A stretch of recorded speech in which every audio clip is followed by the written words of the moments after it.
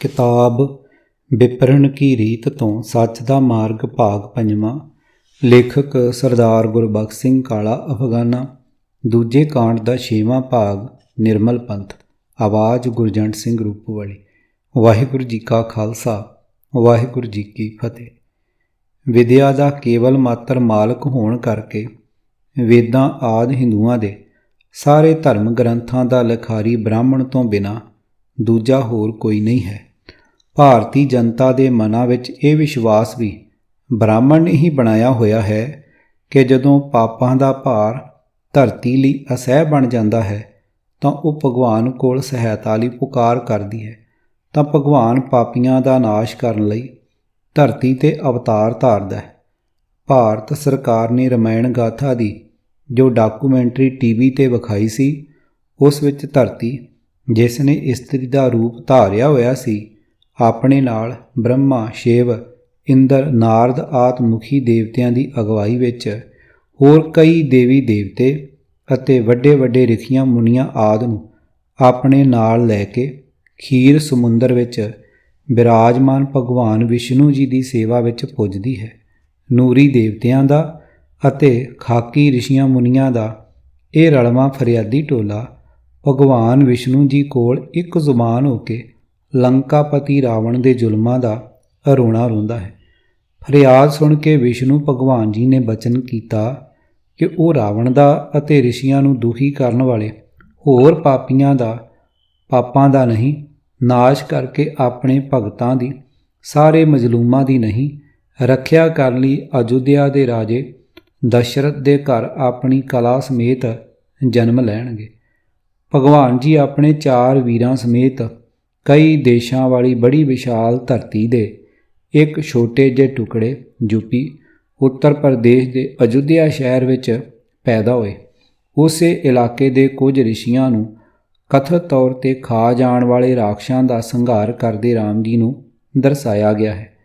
ਬਨਵਾਸ ਦੇ ਸਮੇਂ ਰਾਵਣ ਦੀ ਭੈਣ ਸਰੂਪ ਨਖਾਂ ਦਾ ਨੱਕ ਵੱਢਣ ਕਰਕੇ ਰਾਖਸ਼ਾਂ ਨਾਲ ਝਗੜਾ ਵੱਧ ਗਿਆ, ਜਿਸ ਕਰਕੇ ਰਾਵਣ ਸੀਤਾ ਜੀ ਨੂੰ ਧੱਕੇ ਨਾਲ ਚੁੱਕ ਕੇ ਲੰਕਾ ਲੈ ਗਿਆ। ਸੀਤਾ ਜੀ ਨੂੰ ਵਾਪਸ ਲੈਣ ਲਈ ਸ੍ਰੀ ਰਾਮ ਜੀ ਲੰਕਾ ਗਏ ਅਤੇ ਰਾਵਣ ਨੂੰ ਉਸ ਦੇ ਪਰਿਵਾਰ ਅਤੇ ਸਾਥੀਆਂ ਸਮੇਤ ਜਮਲੋਕ ਪਹੁੰਚਾ ਕੇ ਆਪਣੀ ਇਸਤਰੀ ਸੀਤਾ ਜੀ ਅਤੇ ਭਰਾਤਾ ਲਛਮਣ ਜੀ ਨਾਲ ਅਯੁੱਧਿਆ ਪਰਤ ਆਏ। ਦੁਬਾਰਾ ਅਯੁੱਧਿਆ ਨਗਰੀ ਤੋਂ ਬਾਹਰ ਜਾਂਦੇ ਕੇਵਲ ਇੱਕ ਵਾਰੀ ਹੀ ਦਰਸਾਏ ਹਨ, ਜਦੋਂ ਉਹਨਾਂ ਨੇ ਪਹਾੜਾਂ ਦੇ ਸੰਘਣੇ ਜੰਗਲਾਂ ਵਿੱਚ ਵੜ ਕੇ ਇੱਕ ਅਜਿਹੇ ਗਰੀਬ ਸ਼ੂਦਰ ਦਾ ਸੀਸ ਉਤਾਰਿਆ ਜੋ ਲੁਕ ਕੇ ਈਸ਼ਵਰ ਦੀ ਭਗਤੀ ਕਰ ਰਿਹਾ ਸੀ। ਗੋਸਵਾਮੀ ਤੁਲਸੀਦਾਸ ਦੀ ਰਮਾਇਣ ਰਾਮਚਰਿਤਮਾਨਸ ਅਨੁਸਾਰ ਕਈ ਸਾਲ ਅਯੁੱਧਿਆ ਨਗਰੀ 'ਤੇ ਰਾਜ ਕਰਦੇ ਰਹੇ ਅਤੇ ਉੱਥੋਂ ਸੁਰਗਾਂ ਨੂੰ ਪਰਤ ਗਏ ਸਨ। ਇਸੇ ਤਰ੍ਹਾਂ ਹੀ ਸ੍ਰੀ ਕ੍ਰਿਸ਼ਨ ਜੀ ਆਪਣੇ ਮਾਮੇ ਕੰਸ ਦੇ ਅਤਿਆਚਾਰਾਂ ਤੋਂ ਬ੍ਰਾਹਮਣ ਰਿਸ਼ੀਆਂ ਦੀ ਖਲਾਸੀ ਕਰਾਉਣ ਲਈ ਆਏ। ਉਹ ਵੀ ਸਾਰੀ ਧਰਤੀ ਦੇ ਟੁਕੜੇ 'ਤੇ ਉਸੇ ਰੀਣਕੋ ਜਿੰਨੇ ਥਾਂ ਯੂਪੀ ਵਿਚਲੇ ਬਰਿੰਦਰਾਬਨ ਵਿੱਚ ਕਈ ਤਰ੍ਹਾਂ ਦਾ ਰੰਗ ਕਰਦੇ ਰਹਿਣ ਉਪਰੰਤ ਇੱਕੋ ਖਾਨਦਾਨ ਵਿੱਚ ਮਹਾਭਾਰਤ ਨਾਮਕ ਵੱਡਾ ਯੁੱਧ ਕਰਵਾ ਕੇ ਕਥਿਤ ਤੌਰ 'ਤੇ ਧਰਤੀ ਸੂਰਮਿਆਂ ਤੋਂ ਖਾਲੀ ਕਰਨ ਵਾਲੀ ਮਹਾਨ ਕ੍ਰਿਸ਼ਨ ਲੀਲਾ ਦਰਸਾਈ ਬੜੀ ਹਾਸੋਹੀਣੀ ਗਾਥਾ ਹੈ। ਫੁੱਟਨੋਟ: ਸ੍ਰੀ ਰਾਮਚੰਦਰ ਜੀ ਦੇ ਆਉਣ ਦੀ ਅਸਲੀਅਤ ਅਤੇ ਸ੍ਰੀ ਕ੍ਰਿਸ਼ਨ ਜੀ ਦੀ ਲੀਲਾ ਆਦਿ ਜਾਣਨ ਲਈ ਪੜ੍ਹੋ ਇਸ ਪੁਸਤਕ ਦੇ ਪਹਿਲੇ ਭਾਗ ਦਾ 4ਥਾ ਕਾਂਡ। ਫਰਿਆਦ ਕਰਦੀ ਤਾਂ ਸਾਰੀ ਧਰਤੀ TV 'ਤੇ ਦਰਸਾਈ ਡਾਕੂਮੈਂਟਰੀ ਵਿੱਚ ਇਸਤਰੀ ਰੂਪ ਧਰਤੀ ਦੇ ਨਾਲ ਪੂਰੀ ਧਰਤੀ ਦਾ ਗੋਲਾ ਗਲੋਬਲ ਘੁੰਮਦਾ ਵੀ ਨਾਲ ਹੀ ਵਿਖਾਇਆ ਹੋਇਆ ਦਰਸਾਈ ਹੋਈ ਹੈ, ਪਰ ਸ੍ਰੀ ਰਾਮਚੰਦਰ ਜੀ ਅਤੇ ਕ੍ਰਿਸ਼ਨ ਜੀ ਦੋਵੇਂ ਭਾਰਤ ਦੇ ਕੇਵਲ ਥੋੜ੍ਹੇ ਜਿਹੇ ਨਗਰ ਵਾਸੀਆਂ ਦੀ ਅਤੇ ਉਸ ਇਲਾਕੇ ਦੇ ਜੰਗਲ ਵਾਸੀਆਂ ਦੀ ਸਹਾਇਤਾ ਕਰਕੇ ਵਾਪਸ ਪਰਤ ਗਏ ਦਰਸਾਏ ਹਨ। ਫੁੱਟਨੋਟ: ਦੁਰਗਿਆਣਾ ਮੰਦਰ ਵਾਲੇ ਹਿੰਦੂਆਂ ਦੇ ਗੜ੍ਹ ਸ੍ਰੀ ਅੰਮ੍ਰਿਤਸਰ ਵਿਖੇ ਛਪ ਕੇ ਇਸ ਪੁਸਤਕ ਦੇ ਪਹਿਲੇ ਭਾਗ ਦੀ ਲਗਭਗ 1000 ਕਾਪੀ ਜਨਵਰੀ 1995 ਤੋਂ ਪਾਠਕਾਂ ਦੇ ਹੱਥ ਵਿੱਚ ਪੁੱਜ ਚੁੱਕੀ ਹੈ, ਜਿਸ ਵਿੱਚ ਬੜੇ ਵਿਸਥਾਰ ਨਾਲ ਲਿਖਿਆ ਜਾ ਚੁੱਕਿਆ ਹੈ ਕਿ ਕਥਿਤ ਅਵਤਾਰ ਸ੍ਰੀ ਰਾਮਚੰਦਰ ਜੀ ਅਤੇ ਸ੍ਰੀ ਕ੍ਰਿਸ਼ਨ ਜੀ ਦੋਵੇਂ ਬ੍ਰਾਹਮਣ ਦੀ ਕਲਪਨਾ ਦੀ ਉਪਜ ਕਹਾਣੀਆਂ ਦੇ ਪਾਤਰਾਂ ਤੋਂ ਵੱਧ ਹੋਰ ਕੁਝ ਨਹੀਂ ਹਨ। ਉਹਨਾਂ ਲੇਖਾਂ ਵਿੱਚ ਇਹ ਵੀ ਸਪਸ਼ਟ ਕੀਤਾ ਜਾ ਚੁੱਕਿਆ ਹੈ ਕਿ ਇਹਨਾਂ ਦੋਹਾਂ ਅਵਤਾਰਾਂ ਨੂੰ ਪੈਦਾ ਕਰਕੇ ਕਹਾਣੀਆਂ ਦੁਆਰਾ ਪ੍ਰਚਾਰਨ ਵਿੱਚ ਬ੍ਰਾਹਮਣ ਦਾ ਨਿੱਜੀ ਸੁਆਰਥ ਕੀ ਸੀ। ਅੱਜ 1998 ਜੂਨ ਤੱਕ ਕਿਸੇ ਵੀ ਬ੍ਰਾਹਮਣ ਜਾਂ ਹਿੰਦੂ ਨੇ ਉਹਨਾਂ ਲੇਖਾਂ ਨੂੰ ਝੂਠਾ ਕਹਿ ਕੇ ਦਾਸ ਵਿਰੁੱਧ ਅਦਾਲਤੀ ਕਾਰਵਾਈ ਤਾਂ ਕੀ ਕਰਨੀ ਸੀ, ਦਾਸ ਨੂੰ ਰੋਸ ਪੱਤਰ ਵੀ ਕੋਈ ਨਹੀਂ ਲਿਖਿਆ। ਬੁੱਧ, ਈਸਾਈ, ਇਸਲਾਮ ਆਦਿ ਕਿਸੇ ਵੀ ਧਰਮ ਦੇ ਪੈਗੰਬਰ ਬਾਰੇ ਅਜਿਹੀ ਗੱਲ ਲਿਖਦਿਆਂ ਸਾਰ ਹੀ ਕੌਮ ਦਾ ਜੋਸ਼ ਉਬਾਲੇ ਖਾਣ ਲੱਗ ਪੈਂਦਾ ਹੈ। ਸਪਸ਼ਟ ਹੈ ਕਿ ਸੂਝਵਾਨ ਹਿੰਦੂ ਵਿਸ਼ੇਸ਼ ਕਰਕੇ ਆਰੀਆ ਸਮਾਜੀ ਅਥਵਾ ਬ੍ਰਾਹਮਣਵੀ ਰਮਾਇਣ ਅਤੇ ਮਹਾਭਾਰਤ ਗਾਥਾਵਾਂ ਨੂੰ ਕਲਪਨਾ ਦੀ ਉਪਜ ਝੂਠ ਹੀ ਸਮਝਦੇ ਹਨ। ਭਾਵ ਹਿੰਦੂ ਜਗਤ ਤਾਂ ਉਹਨਾਂ ਦੋਹਾਂ ਅਵਤਾਰਾਂ ਦੀ ਬੇਸ਼ੱਕ ਕਲਪਨਾ ਦੀ ਉਪਜ ਮੰਨਦੇ ਹੋਣ, ਪਰ ਆਪਣੇ ਆਪ ਨੂੰ ਸੱਚ ਦਾ ਪੁਜਾਰੀ ਕਹਿਣ ਵਾਲੇ ਖਾਲਸਾ ਜੀ, ਸ੍ਰੀ ਗੁਰੂ ਨਾਨਕ ਸਾਹਿਬ ਜੀ ਅਤੇ ਸ੍ਰੀ ਗੁਰੂ ਰਾਮਦਾਸ ਜੀ ਤੋਂ ਗੁਰੂ ਗੋਬਿੰਦ ਸਿੰਘ ਜੀ ਤੱਕ 8 ਗੁਰੂ ਸਾਹਿਬਾਨ ਨੂੰ ਖਿਆਲੀ ਸ੍ਰੀ ਰਾਮਚੰਦਰ ਦੇ ਭਾਵ ਝੂਠ ਦੇ ਵੰਸ਼ਕ ਮੰਨ ਕੇ ਹੇਮਕੁੰਡ ਦੇ ਪੁਜਾਰੀ ਬਣ ਰਹੇ ਹਨ। ਵੱਡੀ ਹੈਰਾਨੀ ਤਾਂ ਇਹ ਹੈ ਕਿ ਸਾਰੀ ਮਰਜ਼ਾਦਾ ਅਤੇ ਧਾਰਮਿਕ ਸੋਚ ਹਿੰਦੂਆਂ ਵਾਲੀ ਅਪਣਾਈ ਤੁਰਿਆ ਜਾ ਰਿਹਾ ਸਿੱਖ ਆਪਣੇ ਆਪ ਨੂੰ ਨਿਆਰਾ ਹੀ ਸਮਝੀ ਜਾਣ ਦੇ ਭਰਮ ਜਾਲ ਵਿੱਚ ਫਸਿਆ ਹੋਇਆ ਹੈ। ਗੁਰੂ ਨਾਨਕ ਪਾਤਸ਼ਾਹ ਜੀ ਦਾ ਆਗਮਨ ਧਰਤੀ ਦੇ ਕਿਸੇ ਟੁਕੜੇ ਦੀ ਫਰਿਆਦ ਦੇ ਕਾਰ ਨਹੀਂ ਸੀ ਹੋਇਆ। ਨਾ ਉਹ ਜਾਂ ਉਹਨਾਂ ਦੇ ਬਾਕੀ 9 ਸਰੂਪਾਂ ਵਿੱਚੋਂ ਕੋਈ ਵੀ ਰਾਵਣ ਅਥਵਾ ਕੰਚ ਜਿਹੇ ਕਿਸੇ ਖਾਸ ਪਾਪੀ ਨੂੰ ਮਾਰਨ ਲਈ ਆਏ ਸਨ। ਸਤਿਗੁਰੂ ਨਾਨਕ ਸਾਹਿਬ ਜੀ ਦਾ ਮਨੋਰਥ ਕਿਸੇ ਖਾਸ ਰਿਸ਼ੀ ਮੁਨੀ ਦੀ ਰੱਖਿਆ ਕਰਨ ਤੱਕ ਸੀਮਤ ਨਹੀਂ ਸੀ। ਨਰ ਸਿੰਘ, ਵਰਾ, ਰਾਮ ਕ੍ਰਿਸ਼ਨ ਆਦਿ ਸਾਰੇ ਦੇ ਸਾਰੇ ਕਥਿਤ ਅਵਤਾਰ ਕ੍ਰਮਵਾਰ ਕਥਿਤ ਪ੍ਰਹਿਲਾਦ ਭਗਤ ਨੂੰ ਦੁਖੀ ਕਰਨ ਵਾਲੇ, ਹਰਨਾਕਸ਼ ਦੈਂਤ ਨੂੰ, ਧਰਤੀ ਨੂੰ ਚੁੱਕ ਕੇ ਦੌੜ ਜਾਣ ਵਾਲੇ ਹਰਨਕਸ਼ਿਪ ਨੂੰ, ਰਾਵਣ ਨੂੰ ਅਥਵਾ ਕੰਸ ਆਦਿ ਕਥਿਤ ਦੈਂਤਾਂ ਨੂੰ ਜਾਨੋਂ ਮਾਰ ਮਕਾਉਣ ਲਈ ਹੀ ਆਏ ਦਰਸਾਏ ਹੋਏ ਹਨ। ਪਰ ਸਤਿਗੁਰੂ ਨਾਨਕ ਪਾਤਸ਼ਾਹ ਜੀ ਕਿਸੇ ਖਾਸ ਪਾਪੀਆਂ ਨੂੰ ਜਾਨੋਂ ਮਾਰਨ ਲਈ ਨਹੀਂ ਸਨ ਆਏ, ਸਗੋਂ ਪਾਪੀਆਂ ਦੇ ਮਨਾਂ ਵਿੱਚੋਂ ਪਾਪਾਂ ਦੀ ਮੈਲ ਧੋ ਕੇ ਉਹਨਾਂ ਨੂੰ ਨਿਰਮਲ ਕਰਨ ਆਏ ਸਨ। ਜਗਤ ਗੁਰਦੇਵ ਜੀ ਨਿਰੇ ਭਲੇ ਲੋਕਾਂ ਦੇ ਹੀ ਰਾਖੇ ਨਹੀਂ ਸਨ, ਉਹ ਤਾਂ ਪਾਪੀਆਂ ਦੀ ਆਤਮਾ ਦੀ ਵੀ ਉਵੇਂ ਹੀ ਰੱਖਿਆ ਕਰਦੇ ਸਨ ਜਿਵੇਂ ਹੋਰ ਭੁੱਲੜ ਦੁਖਿਆਰਿਆਂ ਦੀ ਆਤਮਾ ਦੀ ਸੰਭਾਲ ਕਰਦੇ ਸਨ। ਕਿਸੇ ਖਾਸ ਸਾਧ ਸੰਤ ਦੀ ਰੱਖਿਆ ਦੀ ਚਿੰਤਾ ਕਰਨ ਨਾਲੋਂ ਮਨੁੱਖ ਮਾਤਰ ਨੂੰ ਸੰਤਤਾਈ ਵਾਲੇ ਸ਼ੁਭ ਗੁਣਾਂ ਦੀ ਸੰਭਾਲ ਕਰਨ ਦੀ ਜਾਚ ਸਿਖਾਉਣ ਆਏ ਸਨ। ਬੀਬੀ ਨਾਨਕੀ ਜੀ ਦੇ ਵੀਰਨ ਸਤਿਗੁਰੂ ਨਾਨਕ ਸਾਹਿਬ ਜੀ, ਬਾਬਾ ਜੀ ਯੂਪੀ ਜਿਹੇ ਕਿਸੇ ਖਾਸ ਪ੍ਰਾਂਤ ਦੇ ਲੋਕਾਂ ਵਿੱਚ ਲੀਲਾ ਰਚਾਉਣ ਲਈ ਨਹੀਂ ਸਨ ਆਏ। ਉਹਨਾਂ ਦਾ ਟੀਚਾ ਸਾਰੇ ਜਗਤ ਨੂੰ ਹੀ ਸੰਤ ਬਣਾ ਦੇਣ ਦਾ ਸੀ। ਸੰਸਾਰ ਦਾ ਮਨੁੱਖ ਪਾਪਾਂ ਅਤੇ ਵਿਕਾਰਾਂ ਦੀ ਮੈਲ ਵਿੱਚ ਸਿਰ ਤੋਂ ਪੈਰਾਂ ਤੱਕ ਡੁੱਬਾ ਹੋਇਆ ਸੀ। ਅਜਿਹੀ ਹਰ ਪ੍ਰਕਾਰ ਦੀ ਮੈਲ ਤੋਂ ਮਨੁੱਖ ਨੂੰ ਨਿਰਮਲ ਕਰਕੇ ਸਤਿਗੁਰੂ ਨਾਨਕ ਪਾਤਸ਼ਾਹ ਜੀ ਨਿਰਮਲ ਪੰਥ ਚਲਾਉਣ ਆਏ ਸਨ। ਭਾਈ ਗੁਰਦਾਸ ਜੀ ਨੇ ਆਪਣੀ ਪਹਿਲੀ ਵਾਰ ਦੀਆਂ 22 ਪੌੜੀਆਂ ਵਿੱਚ ਗੁਰੂ ਨਾਨਕ ਸਾਹਿਬ ਜੀ ਦੇ ਆਗਮਨ ਤੋਂ ਪਹਿਲਾਂ ਦੇ ਸੰਸਾਰਕ ਹਾਲਾਤ ਦਾ ਵਰਣਨ ਕੀਤਾ ਹੈ। 23ਵੀਂ ਪੌੜੀ ਇਉਂ ਹੈ: ਸੁਣੀ ਪੁਕਾਰ ਦਾਤਾਰ ਪ੍ਰਭ, ਗੁਰੂ ਨਾਨਕ ਜਗ ਮਹੀਂ ਪਠਾਇਆ, ਚਰਨ ਧੋਏ ਰਹਿਰਾਸ ਕਰ, ਚਰਨਾਮ੍ਰਿਤ ਸਿੱਖਾਂ ਪੀ ਲਾਇਆ, ਪਾਰ ਬ੍ਰਹਮ ਪੂਰਨ ਬ੍ਰਹਮ, ਕਾਲਯੁਗ ਅੰਦਰ ਇੱਕ ਦਿਖਾਇਆ, ਚਾਰੇ ਪੈਰ ਧਰਮ ਦੇ, ਚਾਰ ਵਰਨ ਇੱਕ ਵਰਨ ਕਰਾਇਆ, ਰਾਣਾ ਰੰਕ ਬਰਾਬਰੀ, ਪੈਰੀ ਪਵਣਾ ਜਗ ਵਰਤਾਇਆ, ਉਲਟਾ ਖੇਲ ਪਿਰਮ ਦਾ, ਪੈਰਾਂ ਉੱਪਰ ਸੀਸ ਨਿਵਾਇਆ, ਕਾਲਯੁਗ ਬਾਬੇ ਤਾਰਿਆ, ਸਤ ਨਾਮ ਪੜ ਮੰਤਰ ਸੁਣਾਇਆ, ਕਲ ਧਾਰਨ ਗੁਰ ਨਾਨਕ ਆਇਆ। ਭਾਵ ਵਾਹਿਗੁਰੂ ਜੀ ਨੇ ਆਖਰ ਦੁਖੀਆਂ ਦੀ ਪੁਕਾਰ ਸੁਣ ਲਈ। ਧਰਮ ਦੇ ਠੇਕੇਦਾਰ ਨਿਰਦਈ ਲਹੂ ਪੀਣੇ ਠੱਗਾਂ ਕੋਲੋਂ, ਜਾਬਰ ਅਤੇ ਬੇਰਹਿਮ ਹਾਕਮਾਂ ਕੋਲੋਂ ਰੋਮ ਰੋਮ ਦੁਖੀ ਮਨੁੱਖਤਾ ਦੀ ਫਰਿਆਦ ਸੁਣ ਲਈ ਅਤੇ ਉਸ ਪਰਮ ਪਿਤਾ ਪਰਮਾਤਮਾ ਨੇ ਸ੍ਰੀ ਗੁਰੂ ਨਾਨਕ ਪਾਤਸ਼ਾਹ ਜੀ ਨੂੰ ਜਗਤ ਕਲਿਆਣ ਲਈ ਭੇਜਿਆ। ਇਸ ਤੋਂ ਅੱਗੇ ਇਸੇ ਆਗਮਨ ਵਾਲੀ ਪੌੜੀ ਵਿੱਚ ਹੀ ਭਾਈ ਸਾਹਿਬ ਗੁਰੂ ਬਾਬਾ ਜੀ ਦੀ ਜਗਤ ਨੂੰ ਦੇਣ ਦਾ ਸੰਖੇਪ ਰੂਪ ਚਿੱਤਰਦੇ ਹਨ। ਚਰਨ ਧੋਏ ਕੇ ਚਰਨਾਮਤ ਪਿਲਾਉਣ ਦਾ ਅਰਥ ਹੈ ਆਪਾ ਭਾਵ ਮਿਟਾ ਦੇਣ ਵਾਲੀ ਨਿਮਰਤਾ ਅਤੇ ਮਨ ਵਿੱਚ ਗਰੀਬੀ ਭਾਵ ਵਾਲੀ ਪ੍ਰੇਮਾ ਭਗਤੀ ਦੀ ਰੀਤ ਸਤਿਗੁਰਾਂ ਨੇ ਚਲਾਈ। ਆਪਸੀ ਫੁੱਟ ਅਤੇ ਘਿਰਣਾ ਪੈਦਾ ਕਰਨ ਵਾਲੀ ਅਨੇਕਤਾ ਦੇ ਕਰਮਕਾਂਡੀ ਪੂਜਾ ਬੰਧਨ ਤੋਂ ਮੁਕਤ ਕਰਕੇ ਏਕਤਾ ਦਾ ਪਾਠ ਸੰਸਾਰ ਨੂੰ ਦ੍ਰਿੜ ਕਰਾਇਆ। ਸਹੀ ਧਰਮ ਦੀ ਸਿੱਖਿਆ ਦੇ ਕੇ ਵੇਦ ਪੁਰਾਣਾ ਆਦਿ ਹਿੰਦੂ ਗ੍ਰੰਥਾਂ ਦੀ ਸਿੱਖਿਆ ਤੋਂ ਬਣੇ 4 ਵਰਨਾਂ ਬ੍ਰਾਹਮਣ, ਖੱਤਰੀ, ਵੈਸ਼ ਅਤੇ ਸ਼ੂਦਰ ਦਾ ਭੇਦ ਮਿਟਾ ਕੇ ਸਹੋਦਰਤਾ ਦਾ ਭਾਵ ਇੱਕ ਥਾਂ ਰਹਿਣ ਦੀ ਜਾਚ ਸਿਖਾਈ। ਇਸ ਤਰ੍ਹਾਂ ਦੇ ਧਰਮ ਭਾਵ ਵਿੱਚ ਗਰੀਬੀ ਅਮੀਰੀ ਦੀ ਵਿੱਥ ਮਿਟਾ ਕੇ ਸਹੋਦਰਤਾ ਦਾ ਭਾਵ ਮਾਂ ਜਾਇਆਂ ਵਾਲਾ ਪਿਆਰ ਸਿਖਾਇਆ। ਜਨਤਾ ਦੀ ਵੰਡ 4 ਵਰਨਾਂ ਵਿੱਚ ਕਰਨ ਸਮੇਂ ਤੋਂ ਹੀ ਸ਼ੂਦਰ ਨੂੰ ਪੈਰ ਮਿੱਥ ਕੇ ਬ੍ਰਾਹਮਣ ਆਪ ਸਿਰ ਅਥਵਾ ਸੀਸ ਬਣ ਬੈਠਾ ਸੀ ਅਤੇ ਇਹ ਸਿਰ ਦੂਜਿਆਂ ਨੂੰ ਸਦਾ ਪਿੱਟੜ ਮੰਨ ਕੇ ਬੜੀ ਆਕੜ ਭਰੇ ਹੰਕਾਰ ਵਿੱਚ ਸੀ। ਇਹੀ ਆਕੜ ਰਾਜਿਆਂ ਅਤੇ ਅਮੀਰਾਂ ਵਿੱਚ ਆ ਚੁੱਕੀ ਸੀ।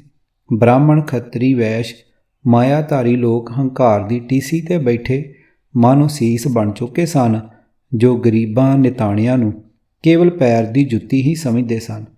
ਭਾਈ ਸਾਹਿਬ 6ਵੀਂ ਪੰਕਤੀ ਵਿੱਚ ਫਰਮਾਨ ਕਰਦੇ ਹਨ ਕਿ ਪਰਮੇਸ਼ਰ ਦਾ ਇਹ ਕਥਿਤ ਭਾਣਾ ਹੁਣ ਉਲਟ ਗਿਆ। ਹੰਕਾਰੀ ਮਨੁੱਖ ਗਰੀਬਾਂ ਦੇ ਚਰਨਾਂ 'ਤੇ ਸੀਸ ਝੁਕਾਉਣਾ ਸਿੱਖ ਗਿਆ। ਭਾਵ ਸ੍ਰੀ ਗੁਰੂ ਨਾਨਕ ਨਿਰੰਕਾਰੀ ਜੀ ਨੇ ਲੋਭ, ਲਾਲਚ, ਤ੍ਰਿਸ਼ਨਾ, ਕਾਮ ਅਤੇ ਹੋਰ ਵਿਕਾਰਾਂ ਦੇ ਮੂਲ ਹੰਕਾਰ ਰੋਗ ਦਾ ਕਾਰੀ ਦਾਰੂ ਨਿਮਰਤਾ, ਗਰੀਬੀ, ਧੀਰਜ, ਸਹਿਣਸ਼ੀਲਤਾ, ਖਿਮਾ ਅਤੇ ਸ਼ੁਭ ਗੁਣਾਂ ਵਿੱਚ ਵੇਖੇ। ਸੀਸ ਸਰਬ ਸ੍ਰੇਸ਼ਟ ਬਣੇ ਬੈਠੇ ਹੰਕਾਰੀ ਬ੍ਰਾਹਮਣ ਨੂੰ ਗਰੀਬ ਸ਼ੂਦਰ ਰੂਪ ਚਰਨਾਂ ਉੱਤੇ ਝੁਕਾ ਦਿੱਤਾ। ਹਜ਼ਾਰਾਂ ਸਾਲਾਂ ਤੋਂ ਜਿਸ ਦੇ ਅੱਗੇ ਡੰਡੌਤਾਂ ਕਰਨੀਆਂ ਰੱਬ ਦਾ ਭਾਣਾ ਮੰਨ ਲਿਆ ਹੋਇਆ ਸੀ, ਉਹੀ ਬ੍ਰਹਮ ਰੂਪ ਸੀਸ ਜਦ ਸ਼ੂਦਰ ਦੇ ਚਰਨੀ ਜਾ ਲੱਗਾ ਤਾਂ ਲੋਕਾਂ ਲਈ ਇਹ ਕੌਤਕ ਇਉਂ ਸੀ ਜਿਵੇਂ ਅਕਾਲ ਪੁਰਖ ਦਾ ਖੇਲ ਹੀ ਉਲਟ ਗਿਆ ਹੋਵੇ। ਸਤਿਨਾਮ ਦੇ ਉਪਦੇਸ਼ ਨਾਲ ਸਤਿਗੁਰਾਂ ਨੇ ਕਲਯੁਗ ਨੂੰ ਭਾਵ ਸਾਰੀ ਲੁਕਾਈ ਨੂੰ ਤਾਰ ਦਿੱਤਾ। ਅੰਤ ਵਿੱਚ ਭਾਈ ਸਾਹਿਬ ਨੇ ਕਲ ਤਾਰਨ ਗੁਰੂ ਨਾਨਕ ਆਇਆ ਲਿਖ ਕੇ ਸਮਝਾ ਦਿੱਤਾ ਕਿ ਗੁਰੂ ਨਾਨਕ ਮਹਾਰਾਜ ਜੀ ਇਸ ਤਰ੍ਹਾਂ ਊਚ ਨੀਚ ਦਾ ਭੇਵ ਭਾਵ ਮਿਟਾ ਕੇ ਪਰਸਪਰ ਪਿਆਰ ਨਾਲ ਸਾਰੇ ਜੀਵਾਂ ਵਿੱਚ ਪ੍ਰਭੂ ਦੇ ਦੀਦਾਰੇ ਕਰਨ ਵਾਲੀ ਅੱਖ ਦੇ ਕੇ ਸਾਰੇ ਜਗਤ ਦੀ ਕਲਿਆਣ ਕਰਨ ਆਏ ਸਨ। ਭਾਵ ਦੁਖੀਆਂ ਦੀ ਪੁਕਾਰ ਸੁਣ ਕੇ ਆਏ। ਗੁਰੂ ਬਾਬਾ ਜੀ ਦੇ ਪੰਥ ਵਿੱਚ ਪਹਿਲੇ ਬਣੇ 4 ਵਰਨ ਸਮਾ ਰਹੇ ਸਨ। 4 ਵਰਨ ਇੱਕ ਵਰਨ ਕਰਾਇਆ। ਸਤਿਗੁਰੂ ਦੀ ਜਨਮ ਸਾਖੀ ਲਿਖਣ ਦੇ ਆਰੰਭ ਵਿੱਚ ਹੀ ਭਾਈ ਗੁਰਦਾਸ ਜੀ ਨੇ ਸਾਫ਼ ਕਰ ਦਿੱਤਾ ਕਿ ਗੁਰੂ ਨਾਨਕ ਜੀ ਦਾ ਆਗਮਨ ਇੱਕ ਅਕਾਲ ਦਾ ਪੁਜਾਰੀ, ਸਰਬ ਸਾਂਝੀਵਾਲਤਾ ਦਾ ਪ੍ਰਤੀਕ, ਤੀਸਰਾ ਪੰਥ ਚਲਾਉਣ ਲਈ ਹੋਇਆ ਸੀ। ਗਰੀਬੀ, ਨਿਮਰਤਾ, ਖਿਮਾ, ਧੀਰਜ ਆਦਿ ਸ਼ੁਭ ਗੁਣਾਂ ਵਾਲੇ ਸੰਤ ਸੂਰਮੇ ਮਨੁੱਖ ਦੀ ਸਿਰਜਣਾ ਦਾ ਆਰੰਭ ਕਿਵੇਂ ਹੋਇਆ, ਇਹ ਸਭ ਕੁਝ ਭਾਈ ਸਾਹਿਬ ਜੀ ਨੇ 24ਵੀਂ ਪੌੜੀ ਵਿੱਚ ਇਸ ਪ੍ਰਕਾਰ ਕੀਤਾ ਹੈ।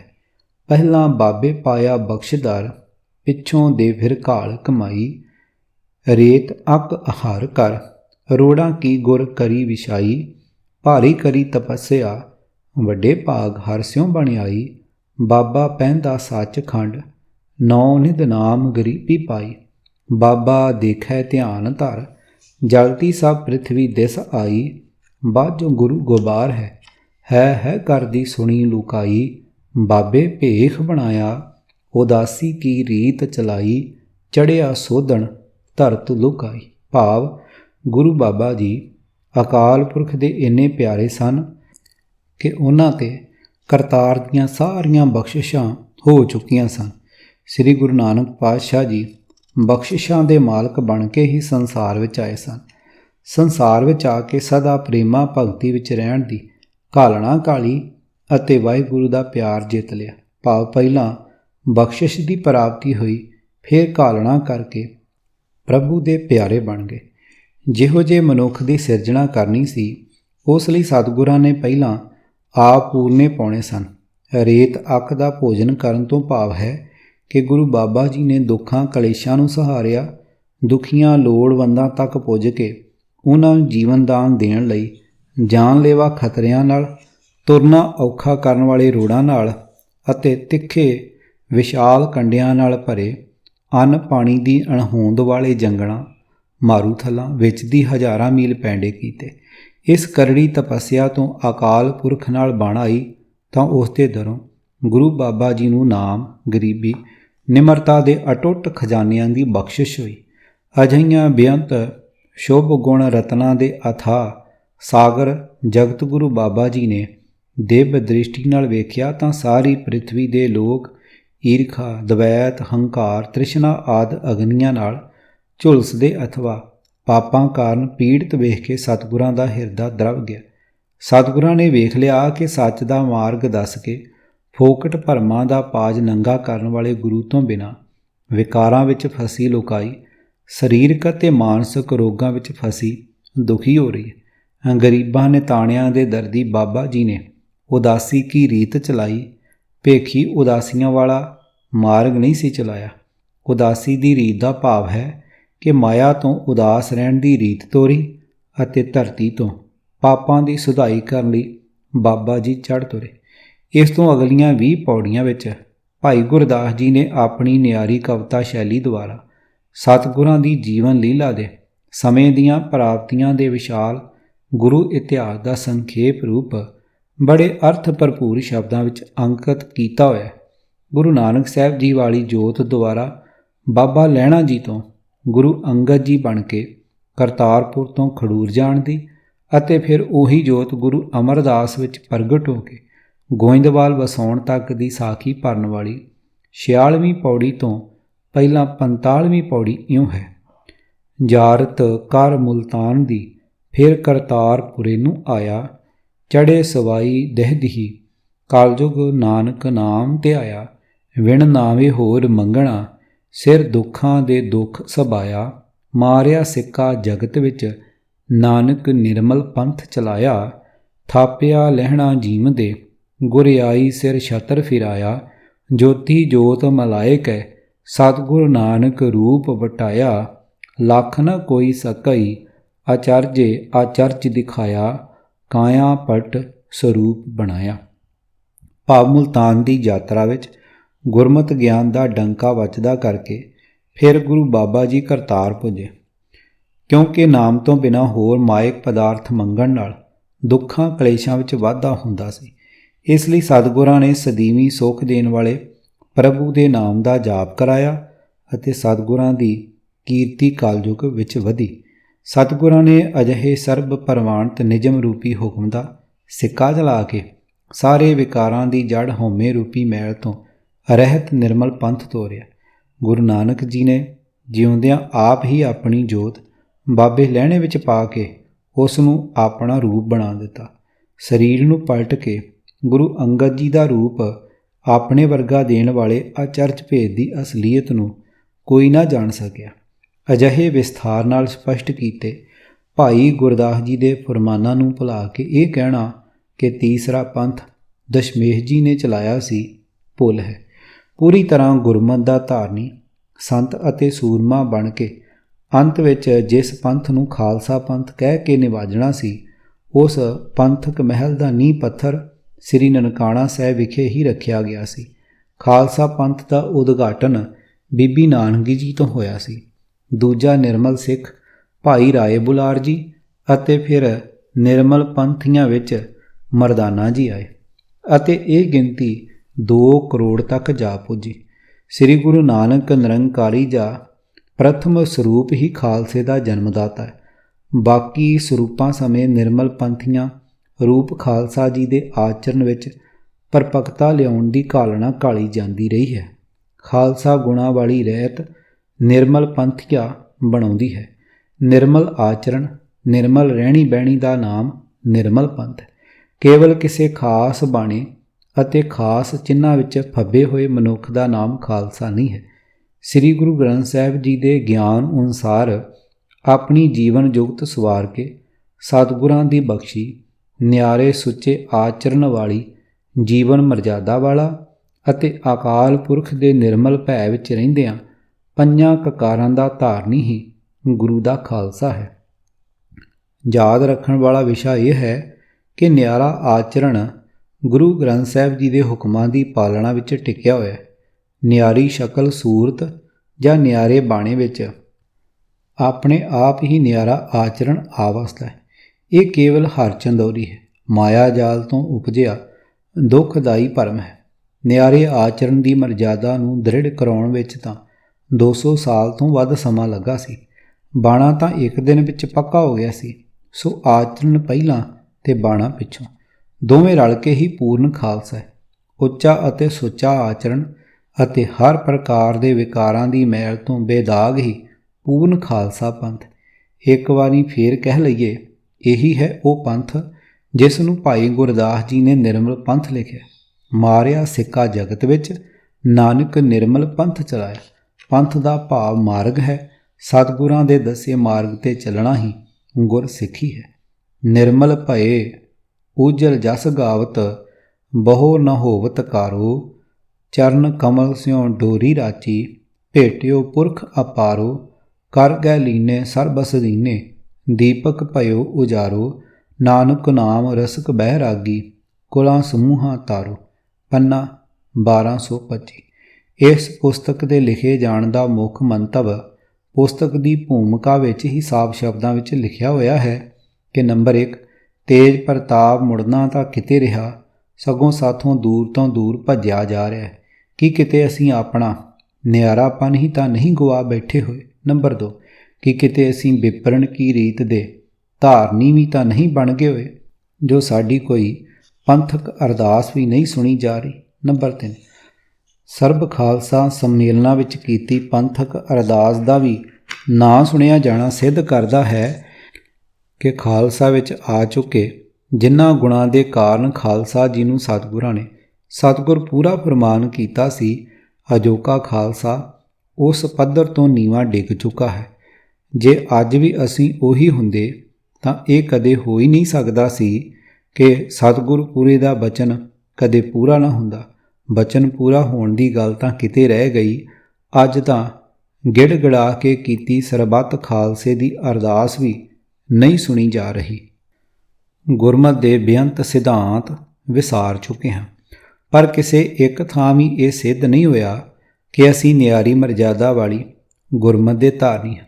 ਹਰ ਥਾਂ ਮਨਮਤ ਅਥਵਾ ਵਿਪਰਨ ਕੀ ਰੀਤ ਪ੍ਰਧਾਨ ਹੋ ਚੁੱਕੀ ਵੇਖਦੇ ਆ ਰਹੇ ਹਾਂ। ਇੱਥੇ ਹੁਣ ਅਸਾਂ ਇਹ ਵਿਚਾਰ ਕਰਨੀ ਹੈ ਕਿ ਕਿਸੇ ਦੇ ਜਨਮ ਦਿਨ 'ਤੇ ਖੁਸ਼ੀ ਕਰਨੀ ਅਤੇ ਮਰਨ ਦਿਨ 'ਤੇ ਸੋਗ ਕਰਨਾ ਵਿਪਰਨ ਕੀ ਰੀਤ ਹੈ ਕਿ ਜਾਂ ਗੁਰਮਤਿ ਹੈ। ਬ੍ਰਾਹਮਣੀ ਮਿਥਿਹਾਸ ਵੱਲ ਨਜ਼ਰ ਮਾਰੀਏ ਤਾਂ ਸ੍ਰੀ ਰਾਮ ਚੰਦਰ ਜੀ ਦਾ ਪਿਤਾ ਸੁਰਗਵਾਸ ਹੋਇਆ ਤਾਂ ਰਾਜ ਮਹਿਲਾਂ ਵਿੱਚ ਰੋਣਾ ਪਿੱਟਣਾ ਹੁੰਦਾ। ਰਾਮਾਇਣ ਗਾਥਾ ਦੀ ਡਾਕੂਮੈਂਟਰੀ ਵਿੱਚ ਬ੍ਰਾਹਮਣ ਨੇ ਆਪ ਦਰਸਾਇਆ ਹੋਇਆ ਹੈ। ਸੀਤਾ ਕੇਵਲ ਥੋੜ੍ਹੇ ਸਮੇਂ ਲਈ ਵਿਛੜੀ ਹੀ ਸੀ ਅਤੇ ਲਛਮਣ ਮਰਿਆ ਨਹੀਂ ਸੀ, ਕੇਵਲ ਬੇਹੋਸ਼ ਹੀ ਹੋਇਆ ਸੀ। ਪਰ ਭਗਵਾਨ ਸ੍ਰੀ ਰਾਮ ਚੰਦਰ ਜੀ ਹਟਘੋਰਿਆਂ ਨਾਲ ਰੋਂਦੇ, ਹਉਕੇ ਭਰਦੇ ਅਤੇ ਸ਼ੋਕ ਵਿੱਚ ਇੰਨੇ ਅਧੀਰ ਹੋ ਗਏ ਕਿ ਆਪ ਵੀ ਮਰਨ ਨੂੰ ਤਿਆਰ ਨਜ਼ਰੀ ਆ ਰਹੇ ਸਨ। ਗੁਰਬਾਣੀ ਵੀ ਇਸ ਤੱਥ ਦੀ ਗਵਾਹੀ ਭਰਦੀ ਹੈ। ਰੋਵੇ ਰਾਮ ਨਿਕਾਲਾ ਭਇਆ, ਸੀਤਾ ਲਖਮਣ ਵਿਛੁੜ ਗਿਆ। ਪੰਨਾ 953। ਹਿੰਦੂ ਧਰਮ ਦੇ ਉੱਘੇ ਗ੍ਰੰਥ ਗਰੁੜ ਪੁਰਾਣ ਵਿੱਚ ਲਿਖਿਆ ਹੈ ਕਿ ਮੌਤ ਹੋ ਜਾਣ 'ਤੇ ਰੋਣਾ ਅਤੇ ਧਾਹਾਂ ਮਾਰਨੀਆਂ ਘਰਦਿਆਂ ਲਈ ਅਤੇ ਵਿਛੜੀ ਆਤਮਾ ਦੋਹਾਂ ਲਈ ਲਾਹੇਵੰਦ ਹੈ। ਪਰ ਗੁਰਬਾਣੀ ਦਾ ਫਰਮਾਨ ਇਸ ਦੇ ਉਲਟ ਹੈ। ਮਤ ਮੈਂ ਪਿੱਛੇ ਕੋਈ ਰੋਵ ਸੀ, ਸੋ ਮੈਂ ਮੂਲ ਨਾ ਪਾਇਆ। ਪੰਨਾ 923। ਇਸੇ ਤਰ੍ਹਾਂ ਬ੍ਰਾਹਮਣ ਨੇ ਜਨਮ ਸੰਸਕਾਰ ਮਨਾਉਣ ਲਈ ਉਚੇਚੀਆਂ ਵਿਧੀਆਂ ਬਣਾਈਆਂ ਹੋਈਆਂ ਹਨ। ਰਾਮ ਅਤੇ ਕ੍ਰਿਸ਼ਨ ਕਥਿਤ ਅਵਤਾਰਾਂ ਦੇ ਜਨਮ 'ਤੇ ਉਚੇਚੇ ਢੋਲ ਢਮੱਕੇ ਵੱਜਦੇ ਅਤੇ ਨਾਚ ਗਾਣੇ ਹੁੰਦੇ ਦਰਸਾਏ ਹੋਏ ਹਨ। ਲੜਕੇ ਦੇ ਜਨਮ 'ਤੇ ਉਚੇਚੀਆਂ ਖੁਸ਼ੀਆਂ ਮਨਾਉਣੀਆਂ ਬ੍ਰਾਹਮਣ ਦੀ ਦੇਣ ਹੈ, ਕਿਉਂਕਿ ਬ੍ਰਾਹਮਣੀ ਮੱਤ ਅਨੁਸਾਰ ਨਿਪੁੱਤੇ ਮਾਤਾ ਪਿਤਾ ਭਾਵੇਂ ਕਿੱਡੇ ਵੀ ਧਰਮਾਤਮਾ ਕਿਉਂ ਨਾ ਹੋਣ, ਸੁਰਗ ਵਿੱਚ ਕਦੇ ਨਹੀਂ ਜਾ ਸਕਦੇ। ਹਿੰਦੂ ਧਰਮ ਗ੍ਰੰਥਾਂ ਵਿੱਚ ਪੁੱਤਰ ਨੂੰ ਨਰਕਾਂ ਤੋਂ ਬਚਾਉਣ ਵਾਲਾ ਲਿਖਿਆ ਹੋਇਆ, ਜਿਸ ਤੋਂ ਪੁੱਤਰ ਦੇ ਜਨਮ 'ਤੇ ਉਚੇਚੀਆਂ ਖੁਸ਼ੀਆਂ ਮਨਾਉਣੀਆਂ ਆਰੰਭ ਹੋ ਗਈਆਂ। ਪੁੱਤਰੀ ਨੇ ਕਿਸੇ ਦੂਜੇ ਨੂੰ ਸੁਰਗ ਭੇਜਣ ਵਿੱਚ ਸਹਾਈ ਕੀ ਹੋਣਾ ਹੈ। ਇਸਤਰੀ ਵਿਚਾਰੀ ਦੇ ਆਪਣੇ ਲਈ ਵੀ ਬ੍ਰਾਹਮਣ ਨੇ ਸੁਰਗਾਂ ਦੇ ਦਰਵਾਜ਼ੇ ਬੰਦ ਕਰ ਦਿੱਤੇ ਹੋਏ ਹਨ। ਸੁਰਗਾਂ ਦੀ ਅਧਿਕਾਰੀ ਬਣਨ ਲਈ ਇਸਤਰੀ ਲਈ ਜ਼ਰੂਰੀ ਸ਼ਰਤ ਹੈ ਕਿ ਉਹ ਮਰਦ ਹੋ ਕੇ ਜਨਮ ਲਏ। ਇਸ ਲਈ ਲੜਕੀ ਦਾ ਜਨਮ ਬਦਸ਼ਗਨੀ ਬਣ ਗਿਆ। ਸਤਿਗੁਰਾਂ ਨੇ ਅਜਿਹੇ ਬ੍ਰਾਹਮਣੀ ਭਰਮਾਂ ਦਾ ਖੰਡਨ ਕੀਤਾ ਅਤੇ ਕਿਸੇ ਬੱਚੇ ਦੇ ਜਨਮ ਹੋਣ 'ਤੇ ਉਚੇਚੇ ਤੌਰ 'ਤੇ ਖੁਸ਼ੀਆਂ ਦਾ ਪ੍ਰਗਟਾਵਾ ਕਰਨਾ ਅਥਵਾ ਮੌਤ 'ਤੇ ਕੁਰਲਾਉਣਾ ਹੋਸ਼ੇ ਅਤੇ ਨਾ ਸ਼ੁਕਰੇ ਮਨੁੱਖ ਦੇ ਹਿੱਸੇ ਦੀ ਗੱਲ ਫਰਮਾਨ ਕੀਤੀ। ਮੁੰਡੇ ਦੇ ਜਨਮ ਦਿਨ 'ਤੇ ਉਚੇਚੀਆਂ ਪਾਰਟੀਆਂ, ਸ਼ਰਾਬਾਂ, ਖੁਸਰਿਆਂ ਦੇ ਨਾਚ, ਭੰਗੜੇ ਅਥਵਾ ਤੋਹਫਿਆਂ ਅਤੇ ਵਧਾਈਆਂ ਦਾ ਲੈਣ ਦੇਣ, ਕਿਸੇ ਵੀ ਤਰ੍ਹਾਂ ਦੀ ਹੰਕਾਰ ਪ੍ਰਦਰਸ਼ਨੀ ਗੁਰਮਤਿ ਵਿੱਚ ਵਿਵਰਜਿਤ ਹੈ। ਮੁੰਡੇ ਦੇ ਜਨਮ 'ਤੇ ਢੋਲ ਢਮੱਕਿਆਂ ਵਾਲੇ ਇਸ ਸਾਰੇ ਸ਼ੋਰ ਸ਼ਰਾਬੇ ਪ੍ਰਤੀ ਸਤਿਗੁਰਾਂ ਦਾ ਫਰਮਾਨ ਇਸ ਪ੍ਰਕਾਰ ਹੈ। ਜਨਮੇ ਕੋ ਵਾਜੇ ਵਾਧਾਏ, ਸਹੁਲੜੇ ਅਗਿਆਨੀ ਗਾਏ, ਜੋ ਜਨਮੈ ਤਿਸ ਸਰ ਪਰ ਮਰਣਾ, ਕਿਰਤ ਪਿਆ ਸਿਰ ਸਾਹਾ ਹੈ। ਪੰਨਾ 1032। ਅਰਥ, ਜਦੋਂ ਕੋਈ ਜੀਵ ਜੰਮਦਾ ਹੈ ਤਾਂ ਉਸ ਦੇ ਜੰਮਣ 'ਤੇ ਵਾਜੇ ਵੱਜਦੇ ਹਨ, ਵਧਾਈਆਂ ਮਿਲਦੀਆਂ ਹਨ। ਗਿਆਨ ਤੋਂ ਸੱਖਣੇ ਲੋਕ ਖੁਸ਼ੀ ਦੇ ਗੀਤ ਗਾਉਂਦੇ ਹਨ, ਪਰ ਜਿਹੜਾ ਜੀਵ ਜੰਮਦਾ ਹੈ ਉਸ ਨੇ ਮਰਨਾ ਵੀ ਜ਼ਰੂਰ ਹੈ। ਹਰੇਕ ਜੀਵ ਦੇ ਕੀਤੇ ਕਰਮਾਂ ਅਨੁਸਾਰ ਮੌਤ ਦਾ ਮਹੂਰਤ ਉਸ ਦੇ ਮੱਥੇ 'ਤੇ ਲਿਖਿਆ ਹੁੰਦਾ ਹੈ। ਭਾਵ ਜਨਮ ਦਿਨ ਮਨਾਉਣ ਵਾਲਿਆਂ ਨੂੰ ਜੇ ਉਸ ਵੇਲੇ ਇਹ ਯਾਦ ਹੋਵੇ ਕਿ ਜਿਸ ਦਾ ਜਨਮ ਹੋਇਆ ਉਸ ਲਈ ਮੌਤ ਦੀ ਘੜੀ ਪਤਾ ਨਹੀਂ ਕਿਹੜੇ ਵੇਲੇ ਆ ਜਾਣੀ ਹੈ, ਤਾਂ ਜਨਮ ਦਿਨ ਦੀਆਂ ਅਜਿਹੀਆਂ ਰੌਲੇ ਗੋਲੇ ਵਾਲੀਆਂ ਖੁਸ਼ੀਆਂ ਕਦੇ ਨਾ ਕਰੇ। ਵੇਖਣ ਵਿੱਚ ਆਉਂਦਾ ਹੈ ਕਿ ਜਿਹੜੇ ਲੋਕ ਜਨਮ ਦਿਨ ਦੀ ਖੁਸ਼ੀ ਵਿੱਚ ਭੰਗੜੇ ਪਾਉਂਦੇ ਹਨ, ਪਾਰਟੀਆਂ ਕਰਦੇ ਹਨ, ਉਹ ਮੌਤ ਹੋ ਜਾਣ 'ਤੇ ਰੋਂਦੇ ਪਿੱਟਦੇ ਵੀ ਓਨੇ ਹੀ ਜ਼ੋਰ ਨਾਲ। ਦੋਹੀਂ ਥਾਈਂ ਮਨੁੱਖ ਲੋਕਾਂ ਲਈ ਤਮਾਸ਼ਾ ਬਣਿਆ ਹੋਇਆ ਹੁੰਦਾ ਹੈ। ਇਸੇ ਲਈ ਗੁਰਮਤਿ ਵਿੱਚ ਖੁਸ਼ੀ ਗਮੀ ਵਿੱਚ ਇੱਕਸਾਰ ਅਭਿੱਜ ਅਤੇ ਅਡੋਲ ਰਹਿਣ ਦਾ ਉਪਦੇਸ਼ ਹੈ। ਹਰਖ ਸੋਗ ਤੇ ਰਹਿ ਨਿਰਾਸਾ, ਅੰਮ੍ਰਿਤ ਚਾਖ ਹਰ ਨਾਮ ਨਿਵਾਸਾ, ਆਪ ਪਛਾਣ ਰਹੇ ਲਿਵ ਲਾਗਾ, ਜਨਮ ਜੀਤ ਗੁਰਮਤਿ ਦੁਖ ਭਾਗਾ। ਪੰਨਾ 1199। ਅਰਥ, ਗੁਰਮਤਿ ਜਨ ਖੁਸ਼ੀ ਗਮੀ ਤੋਂ ਉਤਾਂਹ ਰਹਿੰਦੇ ਹਨ। ਆਤਮਿਕ ਜੀਵਨ ਦੇਣ ਵਾਲਾ ਨਾਮ ਅੰਮ੍ਰਿਤ ਚੱਖ ਕੇ ਉਹ ਬੰਦੇ ਪਰਮਾਤਮਾ ਦੇ ਨਾਮ ਵਿੱਚ ਹੀ ਆਪਣੇ ਮਨ ਦਾ ਟਿਕਾਣਾ ਬਣਾ ਲੈਂਦੇ ਹਨ। ਜਿਹੜਾ ਮਨੁੱਖ ਆਪਣੇ ਆਤਮਿਕ ਜੀਵਨ ਨੂੰ ਪਰਖ ਕੇ ਪਰਮਾਤਮਾ ਦੀ ਯਾਦ ਵਿੱਚ ਸੁਰਤ ਜੋੜੀ ਰੱਖਦਾ ਹੈ, ਉਹ ਮਨੁੱਖ ਜੀਵਨ ਦੀ ਬਾਜ਼ੀ ਜਿੱਤ ਜਾਂਦਾ ਹੈ। ਗੁਰੂ ਦੀ ਮੱਤ 'ਤੇ ਤੁਰਨ ਨਾਲ ਉਸ ਦਾ ਚੰਚਲਤਾ ਵਾਲਾ ਦੁੱਖ ਦੂਰ ਹੋ ਜਾਂਦਾ ਹੈ। ਸੁੱਖ ਦੁੱਖ ਦੋਨੋਂ ਸਮ ਕਰ ਜਾਣੇ, ਔਰ ਮਾਨ ਅਪਮਾਨਾ, ਹਰਖ ਸੋਖ ਤੇ ਰਹਿ ਅਤੀਤਾ, ਤਿੰਨ ਜਗ ਤਤ ਪਛਾਨਾ। ਪੰਨਾ 219। ਅਰਥ, ਜਿਹੜਾ ਮਨੁੱਖ ਸੁੱਖ ਅਤੇ ਦੁੱਖ ਦੋਹਾਂ ਨੂੰ ਇੱਕੋ ਜਿਹਾ ਸਮਝਦਾ ਅਤੇ ਜਿਹੜਾ ਆਦਰ ਤੇ ਨਿਰਾਦਰੀ ਨੂੰ ਇੱਕ ਸਮਾਨ ਜਾਣਦਾ, ਭਾਵ ਕੋਈ ਮਨੁੱਖ ਉਸ ਦਾ ਆਦਰ ਕਰੇ ਤਾਂ ਵੀ ਪਰਵਾਹ ਨਹੀਂ ਅਤੇ ਜੇ ਕੋਈ ਉਸ ਦੀ ਨਿਰਾਦਰੀ ਕਰੇ ਤਾਂ ਵੀ ਪਰਵਾਹ ਨਹੀਂ। ਅਤੇ ਜਿਹੜਾ ਮਨੁੱਖ ਖੁਸ਼ੀ ਅਤੇ ਗਮੀ ਦੋਹਾਂ ਤੋਂ ਨਿਰਲੇਪ ਰਹਿੰਦਾ ਹੈ, ਖੁਸ਼ੀ ਵੇਲੇ ਹੰਕਾਰ ਵਿੱਚ ਨਹੀਂ ਆਉਂਦਾ ਅਤੇ ਗਮੀ ਵੇਲੇ ਘਬਰਾਉਂਦਾ ਨਹੀਂ, ਉਸ ਨੇ ਜਗਤ ਵਿੱਚ ਜੀਵਨ ਦਾ ਭੇਦ ਸਮਝ ਲਿਆ ਹੈ। ਹਰਖ ਸੋਗ ਲੋਭ ਮੋਹ ਰਹਿਤ ਹੈ ਨਿਰਮਲ, ਹਰ ਕੇ ਸੰਤਾ, ਤਿਨ ਕੀ ਧੂੜ ਪਾਏ ਮਨ ਮੇਰਾ, ਜਾਂ ਦਇਆ ਕਰੇ ਭਗਵੰਤਾ, ਕਹੋ ਨਾਨਕ ਗੁਰ ਪੂਰਾ ਮਿਲਿਆ, ਤਾਂ ਉਤਰੀ ਮਨ ਕੀ ਚਿੰਤਾ। ਪੰਨਾ 1003। ਅਰਥ, ਹਰੀ ਦੇ ਸੰਤ ਜਨ ਹੀ ਪਵਿੱਤਰ ਜੀਵਨ ਵਾਲੇ ਹਨ। ਉਹ ਖੁਸ਼ੀ ਗਮੀ ਮੋਹ ਆਦਿਕ ਤੋਂ ਬਚੇ ਰਹਿੰਦੇ ਹਨ। ਉਹਨਾਂ ਦੇ ਚਰਨਾਂ ਦੀ ਧੂੜ ਪ੍ਰਾਪਤ ਹੋਣੀ ਮੇਰੇ ਮਨ ਲਈ ਪ੍ਰਭੂ ਦੀ ਦਇਆ ਦੀ ਨਿਸ਼ਾਨੀ ਹੈ। ਪੂਰੇ ਗੁਰੂ ਦੇ ਮਿਲ ਜਾਣ 'ਤੇ ਚਿੰਤਾ ਦੂਰ ਹੋ ਜਾਂਦੀ ਹੈ। ਮਨ ਸਤਿਗੁਰ ਸੇਵ ਹੋਏ ਪਰਮ ਗਤੇ, ਹਰਖ ਸੋਗ ਤੇ ਰਹਿ ਨਿਰਾਰਾ, ਤਾਂ ਤੂੰ ਪਾਵੇਂ ਪ੍ਰਾਣ ਪਤੇ ਰਹਾ। ਪੰਨਾ 1337। ਅਰਥ, ਹੇ ਮੇਰੇ ਮਨ, ਗੁਰੂ ਦੀ ਸ਼ਰਨ ਪਿਆ ਰਹੋ। ਭਾਵ, ਹੇ ਮਨ, ਗੁਰੂ ਦੀ ਮੱਤ ਅਨੁਸਾਰ ਚੱਲ। ਇਸ ਤਰ੍ਹਾਂ ਸਭ ਤੋਂ ਉੱਚੀ ਆਤਮਿਕ ਅਵਸਥਾ ਪ੍ਰਾਪਤ ਹੋ ਜਾਂਦੀ ਹੈ। ਜੇ ਤੂੰ ਇਸ ਤਰ੍ਹਾਂ ਗੁਰੂ ਦੇ ਹੁਕਮ 'ਤੇ ਚੱਲ ਕੇ ਖੁਸ਼ੀ ਗਮੀ ਤੋਂ ਨਿਰਲੇਪ ਟਿਕਿਆ ਰਹਿਣ ਦਾ ਸੁਭਾਅ ਬਣਾ ਲਵੇਂ, ਤਾਂ ਤੂੰ ਮਾਲਕ ਪ੍ਰਭੂ ਨੂੰ ਮਿਲ ਪਾਏਂਗਾ। ਰਹਾਓ। ਦੁੱਖ ਸੁੱਖ ਵਿੱਚ ਇੱਕੋ ਜਿਹੇ ਰਹਿਣ ਦਾ ਗੁਰਮਤਿ ਸਿਧਾਂਤ ਪੁਸਤਕ ਦੇ ਚੌਥੇ ਭਾਗ ਵਿੱਚ ਬੇਅੰਤ ਗੁਰੂ ਸ਼ਬਦਾਂ ਦੇ ਆਧਾਰ 'ਤੇ ਵਿਸਥਾਰ ਨਾਲ ਵਿਚਾਰ ਆਏ ਹਨ। ਹਰਖ ਸੋਖ ਵਿੱਚ ਇੱਕਸਾਰ ਰਹਿਣ ਦੇ ਉਪਦੇਸ਼ ਵਾਲੇ ਹੋਰ ਵੀ ਬੇਅੰਤ ਗੁਰੂ ਫਰਮਾਨ ਹਨ, ਪਰ ਅਸੀਂ ਆਪਣੀ ਮੱਤ ਦੇ ਏਡੇ ਹੰਕਾਰੀ ਬਣ ਚੁੱਕੇ ਹਾਂ ਕਿ ਸਤਿਗੁਰਾਂ ਦਾ ਉਪਦੇਸ਼ ਸੁਣਨ ਦੀ ਲੋੜ ਮੁਕਾਈ ਜਾ ਰਹੇ ਹਾਂ। ਖੁਸ਼ੀ ਗਮੀ ਵਿੱਚ ਸਦਾ ਪ੍ਰਭੂ ਦੇ ਸ਼ੁਕਰਗੁਜ਼ਾਰ ਰਹਿਣ ਤੋਂ ਮਿਲਦੀ ਠੰਡ ਨੂੰ ਅਸੀਂ ਕੀ ਜਾਣੀਏ। ਆਪਣੇ ਜਨਮ ਦਿਨ 'ਤੇ ਅਥਵਾ ਆਪਣੀ ਔਲਾਦ ਦੇ ਜਨਮ ਦਿਨਾਂ 'ਤੇ ਉਚੇਚੀਆਂ ਖੁਸ਼ੀਆਂ ਮਨਾਉਣ ਗਿੱਝੇ ਹੋਇਆਂ ਨੇ ਅਸਾਂ ਕੌਮੀ ਤੌਰ 'ਤੇ ਆਪਣਾ ਜਨਮ ਦਿਨ ਮਨਾ ਕੇ ਵਧਾਈਆਂ ਲੈਣ ਵਾਲਾ ਗੁਰਮਤਿ ਵਿਰੋਧੀ ਅਡੰਬਰ ਰਚ ਲਿਆ ਹੋਇਆ। ਇਉਂ ਲੱਗਦਾ ਹੈ ਜਿਵੇਂ ਨਿੱਜੀ ਆਤਮਿਕ ਮੌਤ ਲਿਆਉਣ ਵਾਲੇ ਕਾਰਿਆਂ ਨਾਲ ਸਾਡਾ ਮਨ ਸੰਤੁਸ਼ਟ ਨਹੀਂ ਹੋਇਆ। ਜੋ ਅਸਾਂ ਕੌਮੀ ਤੌਰ 'ਤੇ ਆਤਮਿਕ ਮੌਤ ਲਿਆਉਣ ਵਾਲੇ ਨਿਯਮ ਅਪਣਾ ਲਏ ਅਤੇ ਜਦ ਕੋਈ ਕੌਮ ਆਪਣੇ ਮੁੱਢਲੇ ਸਿਧਾਂਤ ਤੋਂ ਲਾਂਭੇ ਤੁਰ ਜਾਂਦੀ ਹੈ ਤਾਂ ਹੌਲੀ ਹੌਲੀ ਆਪਣੀ ਅੱਡਰੀ ਹੋਂਦ, ਆਪਣੀ ਅੱਡਰੀ ਡਿੱਠ ਵਾਲੀ ਪੁਰਾਣੀ ਚੜ੍ਹਤ ਗਵਾ ਲੈਂਦੀ। ਸਾਨੂੰ ਇਹ ਵੀ ਯਾਦ ਰੱਖਣਾ ਚਾਹੀਦਾ ਹੈ ਕਿ ਅਸੀਂ ਹਿੰਦੂਆਂ ਦੇ ਉਸ ਬੜੇ ਵੱਡੇ ਸਾਗਰ ਵਿੱਚੋਂ ਤਾਂ ਉੱਭਰੇ ਹੋਏ ਹਾਂ ਜੋ ਨਿਰੰਤਰ ਸਾਡੇ ਦੁਆਲੇ ਛੱਲਾਂ ਮਾਰ ਮਾਰ ਕੇ ਆਪਣੇ ਵਿੱਚ ਲੀਨ ਕਰ ਲੈਣ ਲਈ ਆਪਣੀ ਕਿਸੇ ਨਾ ਕਿਸੇ ਵਿਪਰੀ ਰੀਤ ਦੇ ਪ੍ਰਭਾਵ ਰੂਪੀ ਪਾਣੀ ਨਾਲ ਸਾਨੂੰ ਕਿਸੇ ਨਾ ਕਿਸੇ ਪਾਸਿਓਂ ਭਿਉਂ ਹੀ ਰੱਖਦਾ ਆ ਰਿਹਾ। ਗੁਰਮਤਿ ਵਾਲੀ ਸਾਡੀ ਨਿਆਰੀ ਜੀਵਨ ਜੁਗਤ ਵਿੱਚ ਜਿਉਂ-ਜਿਉਂ ਢਿੱਲ ਆ ਰਹੀ ਹੈ, ਅਸੀਂ ਮੁੜ ਉਸੇ ਅਥਾਹ ਸਾਗਰ ਵਿੱਚ ਡੁੱਬਦੇ ਜਾ ਰਹੇ ਹਾਂ ਜਿਸ ਕਰਮਕਾਂਡੀ ਬੰਧਨਾਂ ਵਾਲੇ ਸਾਗਰ ਤੋਂ ਸਤਿਗੁਰਾਂ ਨੇ ਸਾਨੂੰ ਨਿਰਲੇਪ ਕੀਤਾ ਸੀ। ਆਖਰ ਅਸੀਂ ਉਸ ਸਾਗਰ ਦੀਆਂ ਛੱਲਾਂ ਵਿੱਚ ਫਸ ਕੇ ਆਪਣੀ ਨੁਹਾਰ ਪੂਰਨ ਤੌਰ 'ਤੇ ਗੁਆ ਲੈਣੀ ਹੈ।